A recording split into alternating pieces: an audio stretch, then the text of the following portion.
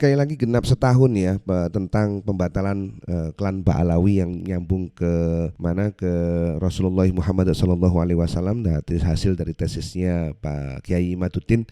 Dan memang di kalangan Nahdliyin kita itu memang untuk menghormati dzurriyyah ya, keturunan dari Kanjeng Nabi itu memang benar-benar besar ya efeknya ya, benar-benar besar itu. Jadi karena mentang-mentang ya hal tersebut kemudian menjadi otoritas tertentu gitu, akhirnya menjadi sumber pendapatan, Pak. Misalkan ceramah agama itu lebih afdol kalau dari klan tertentu ya, misalkan keturunan Nabi gitu, ceramah lebih afdol gitu, padahal ya enggak juga gitu ya. Nah, ini ada satu video ya yang mari kita lihat bersama-sama gitu kan, tentang pengkultusan ini, kemudian tentang perilaku-perilaku juga oknum-oknum tertentu dari orang yang mengaku keturunan Nabi ya. Kita lihat bersama-sama. Suka itulah, suka nipu, suka minta duit. Sekarang ceramah, "Ane mau beli tanah segini, siapa ya urunan gini. Wah, kita ngasih duit buat surga. Entar kitanya yang capek ngasih duit ke dia mau udah dapet duit leha-leha, beli mobil sport, beli ini gaya-gayaan. Wah. Beli mobil sport, beli mobil ini gaya-gayaan. Aduh, ada juga video itu suatu ketika itu malah bekas siwaknya, Pak, bekas siwaknya dari oknum Habib itu ya, yang dibeli sama orang-orang kita, orang-orang pribumi itu. Disayang sama Allah, buktinya aneh kaya. Begitu kan, flexing terus kan. Padahal terus ada orang lagi gini, jangan membongkar aib. Ini bukan ngebongkar aib. Ini bani ini nih daya rusaknya lu udah tinggi. Kalau kita nggak publish, dia terus-terusan merusak. Entar suatu saat mau ngomong begitu, yang dipakai anak lu, yang dipakai bini lu sama Habib, lu gimana entar? Perasaan lu gimana? Hancurnya perasaan lu tuh kayak gimana? Nah, sekarang ini kita ini semuanya lagi ngomong, hati-hati. Jangan ngekolin anak kita di pesantren-pesantren yang gak jelas kayak begitu. Ntar anak kita nih bukannya dapet ilmu, malah jadi budak seksnya dia. Nah, lu mau kayak gimana? Itu sampai menjadi budak seks juga ada bahasan seperti itu ya. Emang parah memang ya. Dan memang sedih sih ya kalau seumpama agama ya. Kalau jujur aja, kalau sampean lihat beberapa postingan dari luar negeri ya, terutama dari para mualaf di Amerika Serikat sana itu yang embrace ataupun converted to Islam itu gara-gara mukjizat Al-Qur'an misalkan ya.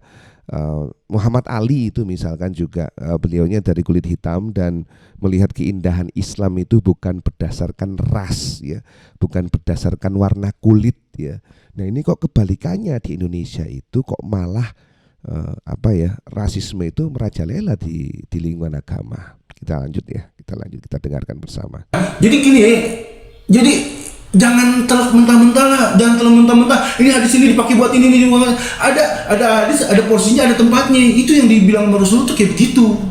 Ada orang datang, pokoknya gue bukan ahli agama, gue bukan ini apa segala macam. Cuma gini lah, kita pakai akal sehat kita pakai ini, kita buat berpikir bahwa bani ini daya rusaknya tinggi. Istimewa. Ada poin penting yang itu juga diungkapkan sama saya lihat sebuah postingan, saya lupa sih ungkapkan siapa.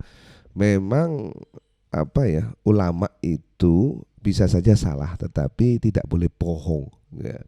Tidak boleh bohong. Kan sudah ada tantangan itu tentang, udahlah gini saja, kalau emang berseteru dengan masalah nasab secara kitab gitu kan, karena diklaim sama Kiai Imad itu 3 abad tidak ketemu ya, terputus, sudah tes DNA saja apakah DNA-nya itu memang mengandung DNA dari keturunan Nabi seperti biasanya gitu atau tidak gitu.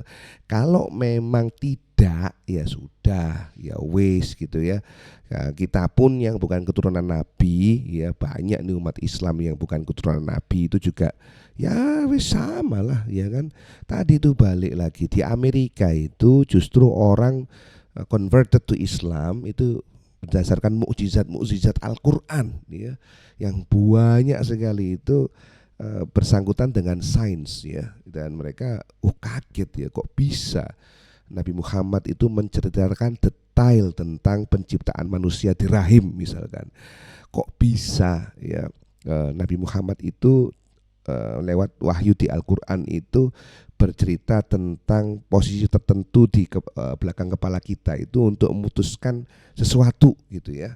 Itu jadi kaget itu ya, walah gitu. Nah di sini ya justru sebaliknya, kok banyak menggunakan rasisme ya, keturunan dan bukan keturunan, nasab dan nasib gitu untuk menjustifikasi agama. Ini sebuah kemunduran. Makanya kalau kita mau ya sudah, kita berhenti dari itu semuanya, kemudian menggunakan akal yang sehat ya, akal yang sehat dan juga hati nurani untuk menentukan ini sebenarnya Islam apa tidak sih, hal semacam ini begitu.